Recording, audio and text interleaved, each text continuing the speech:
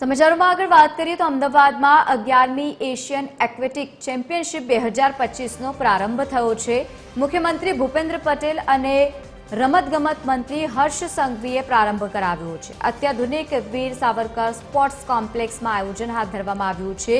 29 દેશના 1100 જેટલા ખેલાડીઓ સહિત કોચિંગ સહિતનો સ્ટાફ પણ જોડાયો છે।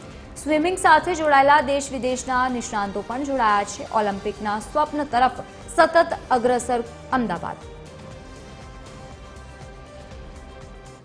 આવનારા દિવસોમાં આ જ પ્રકારે અમદાવાદ શહેર અને ગુજરાતમાં અનેક નેશનલ ઇન્ટરનેશનલ પ્રેસ્ટિજિયસ સ્પોર્ટ્સ ઇવેન્ટ્સના પ્લાનિંગ ચાલી રહ્યા છે। દેશમાં પહેલીવાર સ્વિમિંગમાં આટલી મોટી ટુર્નામેન્ટ આપણે આયોજિત કરી રહ્યા છે અને ગુજરાત માટે ગર્વની વાત છે કે દેશમાં પહેલીવારની આ એશિયન એક્વેટિક્સ ચેમ્પિયનશિપ એ ગુજરાતને હોસ્ટ કરવાનો અવસર પ્રાપ્ત થયો છે।